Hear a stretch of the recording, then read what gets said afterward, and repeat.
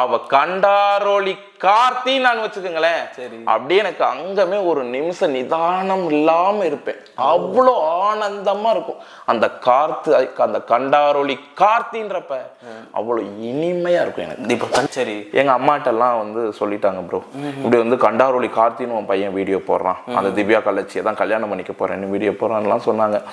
அப்புறம் எங்க அம்மா என்ன சொன்னாங்க அப்படின்னா, வேண்டாம் இந்த வீடியோலாம் டெலீட் பண்ணு அப்படின்றப்ப, இல்லை நான் டெலீட் பண்ண மாட்டேன், அவள் தான் எனக்கு வேணும் அப்படின்னு. எங்கள் அக்கா, நீ அவளை லவ் பண்ணி நீ அவளை கல்யாணம் பண்ணுற அப்படின்னா நான் உங்கள் கூடலாம் பேச மாட்டோம், உங்கள் வீட்டுக்கு வர மாட்டோம் அப்படின்றது எங்கள் அண்ணன்லேருந்து எங்கள் அண்ணிலேருந்து என் தங்கச்சி இங்கே பக்கத்தில் தான் இருக்காங்க, அவங்க மனக்கொண்டு அப்படி சொல்ல ஆரம்பிச்சிட்டாங்க. எனக்கு ரொம்ப மனவேதனையாக இருந்தது. 8 வருஷம் காதல் அடைகிறதா, அம்மா அப்பாவை என்ன பண்ணுறது அப்படின்றதெல்லாம் ரொம்ப யோசனையாக இருந்தது. இது எனக்கு ஏதாவது ஒன்று ஆச்சுன்னு வச்சுக்கோங்க, என் திவ்யா கள்ளச்சி சாபத்தினால உலகம் நிச்சயமா அழியும். உலகமே அழிஞ்சிரும், உலகமே அழிஞ்சு போயிரும். ஒரு மனிதர்கள் இருக்க மாட்டாங்க, அந்த அளவுக்கு அழிஞ்சு போயிரும். உண்மையாவே அன்னைக்கு கண்ணகி அப்படின்னா இன்னைக்கு என் திவ்யா கள்ளச்சி. கஷ்டப்பட்ட காலத்துல இந்த கார்த்தின்னு அவ ரொம்ப சாப்பாட்டுக்கே கஷ்டப்பட்ட காலத்துல இந்த கேன்ற மோதிரத்தை போட்டா. கார்த்தி கண்டாரோலி கார்த்தி அம்மா அப்பா சாபம் புனிதத்தை விட, அம்மா அப்பா சாபத்தை விட என் காதல் புனிதமானது. ஒரு துளி கூட அது வந்து வராது. நீங்க அப்படி எல்லாம் பேசாதீங்க ப்ரோ, நீங்க அப்படி எல்லாம் தயவு செய்து பேசிட்டு இருக்காதீங்க. நடக்க வாய்ப்பே இல்லை. என் காதலை பத்தி நீங்க எப்படி பேசலாம்? புனிதமான காதல் இந்த நீங்க போட்டீங்கன்னா உங்களுக்கு மிகப்பெரிய எதிர்ப்பு வரும். நீங்க முதல் என்ன நினைச்சு பேசிட்டு இருக்கீங்க? என் காதலை பத்தி உங்களுக்கு தெரியுமா? காதலிச்சு பாருங்க, உங்களை மாதிரி 1 வருஷம் 2 வருஷம் மத்தவங்கள மாதிரி நாங்க காதலிச்சிருக்கோம். 8 வருஷம் காதலிச்சிட்டு இருக்கேன் தெரியுமா? குடும்பத்தை எதிர்த்து நான் இது பண்ணிட்டு இருக்கேன். சும்மா பேசாதீங்க. போங்க ப்ரோ, தயவு செய்து போயிருங்க. வணக்கம் பிரதர். வணக்கம் பிரதர். நீங்க தானே அந்த கண்டாரோலி கார்த்தி? ஆமா, நான் தான் கண்டாரோலி கார்த்தி. சரி பிரதர், இப்போ கண்டாரோலி கார்த்தி வந்து ஏன் இவ்வளவு நாள் வராம இருந்தீங்க? இப்போ சடனா ஒரு இன்டர்வியூ. அதாவது எங்களுடைய காதல் வந்து 8 வருஷமா நாங்க லவ் பண்ணிட்டு இருக்கோம். அதாவது இந்த டிக்டாக் வர்றதுக்கு முன்னாடியில இருந்தே எங்க காதல் நாங்க லவ் பண்ணிட்டு இருந்தோம். அவங்க ஃபர்ஸ்ட் மதுரை வந்திருந்தாங்க. ஆரப்பாளையம் பஸ் ஸ்டாண்ட்ல தான் எங்களை முத நாங்க பார்த்தாங்க. நானே என் ஃப்ரெண்ட்ஸோட நான் சிரிச்சு பேசிட்டு இருந்தேன்.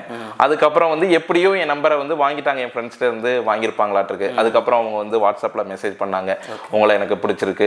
வந்து சாதாரணமாக தான் பேசினாங்க. நான் திவ்யா, என்னை பார்த்துருக்கிறீங்களா, நான் உங்களை பார்த்தேன், நீங்க அழகா இருக்கீங்க அப்படின்றதெல்லாம் என்னைய சொன்னாங்க. சரி, அழகா இருக்கீங்க, இல்லை நான் அப்படிலாம் இல்லை அப்படின்னு. அப்படிலாம் இல்லை, என் கண்ணுக்கு நீங்க அழகா தெரியுறீங்க, நீங்க அழகா இருக்கீங்க அப்படின்றதெல்லாம் என்கிட்ட சொன்னாங்க. அப்படியே ஆக நாங்க லவ் பண்ண ஆரம்பிச்சிட்டோம். அதுக்கப்புறம் தான் இந்த டிக்டாக் வந்தது. சரி, டிக்டாக்ல இருந்து அப்புறம் வீடியோ போடுவாங்க, என்னைய பாக்குறதுக்கெல்லாம் வருவாங்க. எனக்கு அப்போ வந்து சோசியல் மீடியா அப்படின்னா சுத்தமாவே பிடிக்காது. அப்புறம் நான் அவள்கிட்ட சொல்லிட்டே இருப்பேன், வேண்டாண்டி திவ்யா, எதுக்கு நீ வந்து மீடியால எல்லாம் வந்துட்டு இருக்க, வேண்டாம் அப்படின்னு. எனக்கு பிடிச்சிருக்குடா கார்த்தி, எனக்கு ரொம்ப பிடிச்சிருக்கு அப்படின்னு சொல்லவும் சரி அப்படியே நாங்க கொஞ்சம் விட்டுட்டோம். அதுக்கப்புறம் வந்து நாங்க கொஞ்சம் குடும்ப சூழ்நிலை காரணமாக நாங்க வீடு சேஞ்ச் பண்ணி கொஞ்சம் போயிட்டோம். திருமங்கலம் போயிட்டோம். அப்ப வந்து அந்த வீட்டு அட்ரஸ் நான் சொல்லல. அதுக்கப்புறம் தான் இவங்க என்னைய தேடி அலைய ஆரம்பிச்சிட்டாங்க. கார்த்தி எங்கடா இருக்க, எங்கடா கார்த்தின்னு சொன்னது போக ஒரு காலத்துல கண்டாரோலி கார்த்தி நீ எங்கடா இருக்க அப்படின்றதெல்லாம் பேச ஆரம்பிச்சு மீடியால எல்லாம் போட்டுட்டு வந்தாங்க. அப்புறம் எங்க வீட்டுல வந்து கொஞ்சம் என் லவ் பத்தி நான் சொல்லக்கூடிய சூழ்நிலையில இவங்க வந்து கண்டாரோலி கார்த்தி எங்க இருக்க அப்படின்றதெல்லாம் கேட்க ஆரம்பிக்கவும் எங்க வீட்டுல கொஞ்சம் என்னை ஆஃப் பண்ணி வச்சிட்டாங்க. அப்புறம் நான் வெளியூருக்கு கொஞ்ச நாள் வேலைக்கு போயிட்டேன். இந்த கண்டாரோலின்னு சொன்னதால, கண்டாரோலின்னு சொன்னதுனால கண்டாரோலி கார்த்தி எங்க இருக்க. அதுவும் இல்லாம அவங்க மீடியால எல்லாம் வந்து சொல்லிட்டே இருக்கவும் வேண்டான்னு எங்க சித்தில இருந்து எங்க அம்மா அவங்க எல்லாம் வந்து ஆஃப் பண்ணி வச்சிட்டாங்க. அப்புறம் நான் வெளியூருக்கு வேலைக்கு போயிட்டேன். அதுக்கு அப்படியே கொஞ்சம் கொஞ்சமா பேசிட்டு இருந்தாங்க. அப்புறம் டோட்டலா ஆஃப் ஆயிட்டோம். ஆனாலும் இன்னமும் என்னைய வந்து லவ் பண்றேன் அப்படின்னு சொல்லிட்டு வீடியோ போட்டுட்டு இருக்கிறாங்க. என் மேல அந்த அளவுக்கு ஒரு லவ். அப்புறம் எனக்கே முடியல, சரி இதுக்கு மேல நம்ம இருக்கக்கூடாது, நம்ம மீடியால சொல்லலாம், பொறுத்தது போதுண்டா அப்படின்ற மாதிரியா அப்படின்னு வந்துட்டேன். அதுக்கப்புறம் தான் நான் என்ன பண்ணேன் அப்படின்னா, மீடியால சொல்லுவோம் அப்படின்றப்ப நான் தான் உங்க கண்டாரோலி கார்த்தி, திவ்யாவுடைய காதலன் அப்படின்னு நான் வீடியோ போட்டுட்டேன். சரி, வீடியோ போட்டுட்டு அவங்க என்ன சொன்னாங்க அப்படின்னா, சரி நம்ம முத ஒரு புனிதமான இடத்துல மீட் பண்ணலாம் புனிதம் அப்படின்னு சொல்லி என்னை திருச்செந்தூர் வர சொன்னாங்க.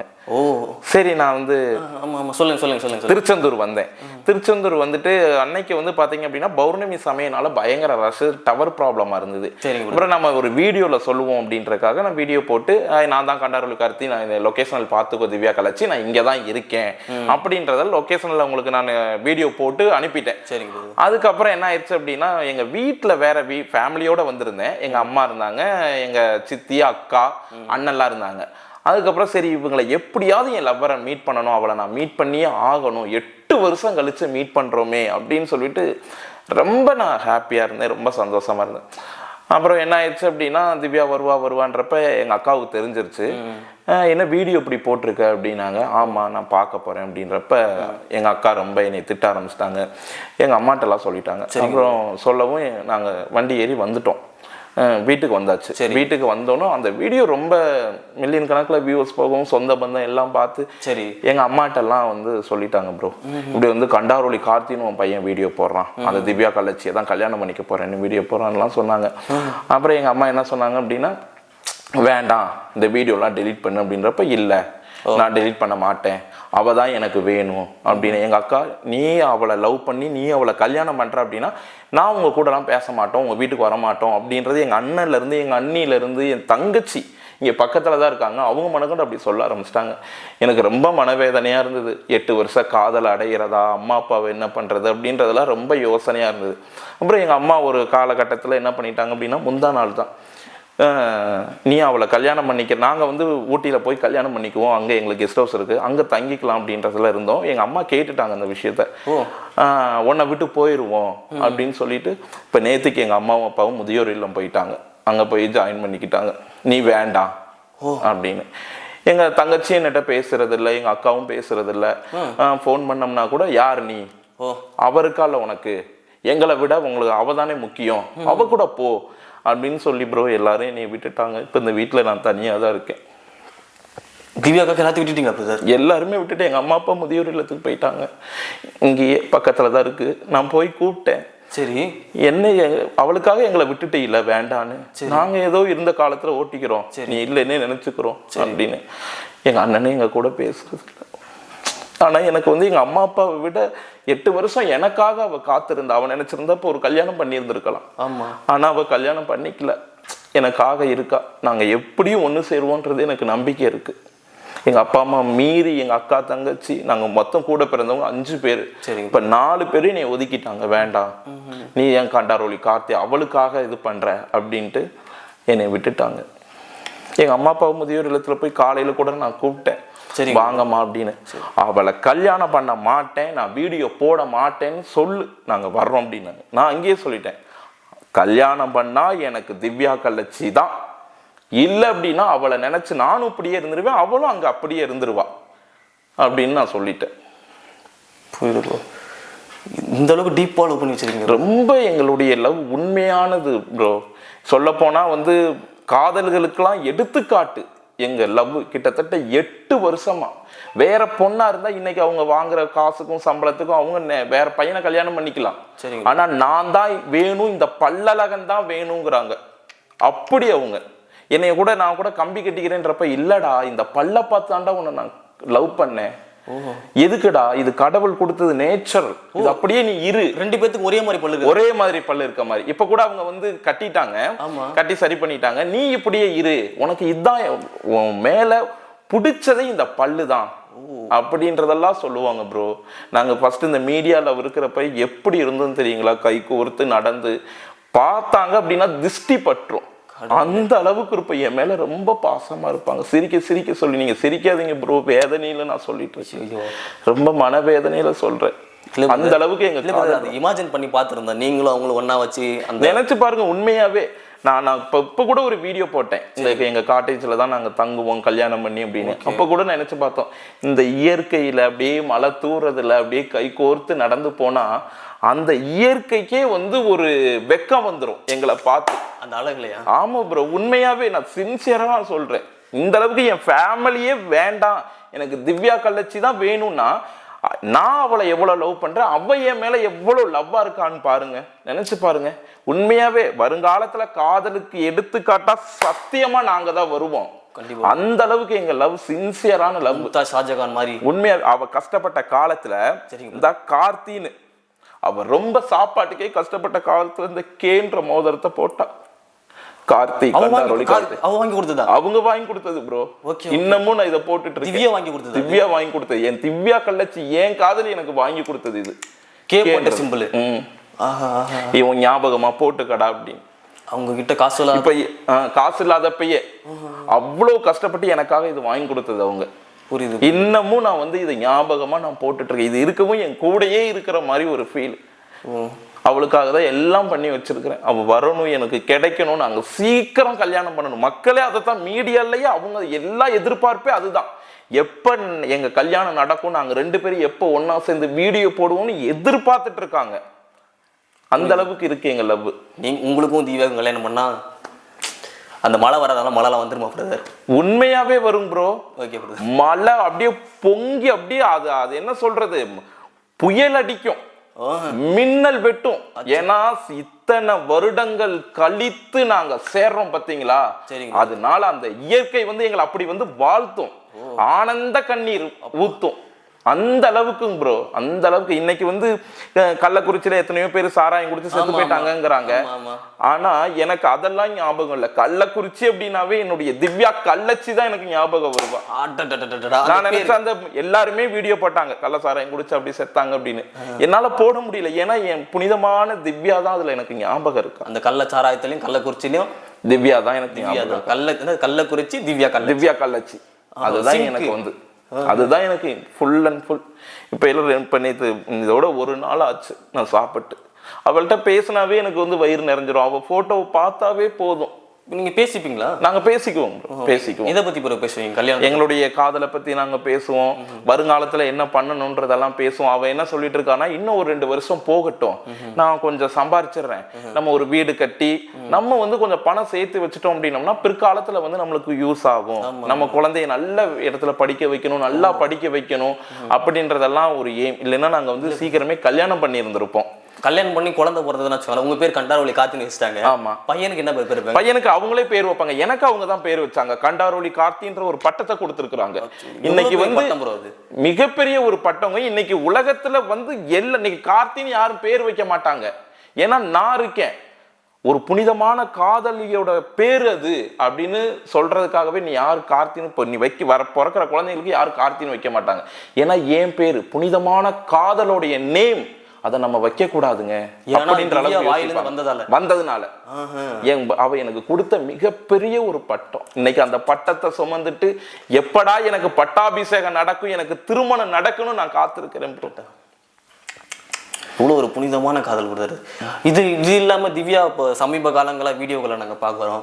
பல ஆண்கள் கூட டிக்டாக் பண்ணி போட்டுட்டு இருக்காங்க. அதெல்லாம் எப்படி கொடுத்தாரு? உங்களுக்கு கஷ்டமா இல்லையா? அது என்ன ப்ரோ கஷ்டம்? இப்ப ஏன் சினிமால நடிக்கிறாங்க, இப்ப சீரியல்ல காதலிச்சு இப்ப கல்யாணம் பண்ற மாதிரி நடிக்கிறாங்க, அடுத்த சீரியல்ல அடுத்தவனுக்கு ஒருத்தனுக்கு மனைவியா நடிக்கிறாங்க. அப்படி அவங்க நடிக்கிறது இல்லையா? இப்ப சோசியல் மீடியான்றது நடிக்கிறது தான். அதுதானே அவங்க பண்ணிட்டு இருக்காங்க. அவங்களுக்கு பிடிச்சிருக்கு, அவங்க ஒரு கண்டென்ட்டா தான் பண்றாங்க. இப்ப தாலி கட்டியாச்சு அப்படின்னா கல்யாணம் பண்ணணும், அவங்க கூட தான் வாழணும் அப்படின்னா சினிமா நடிகர்கள் நடிக்கவே முடியாது இல்ல, அந்த அளவுக்கு இருக்குல்ல. அதைத்தான் நான் நினைக்கிறேன். ஏன் திவ்யா கள்ளச்சி புனிதமானவள், புனிதத்தின் உச்சம், கங்கை நீரும் அவளையும் வச்சோம் அப்படின்னம்னா திவ்யா கள்ளச்சி தான் அங்க வந்து ஒசந்து நிப்பா.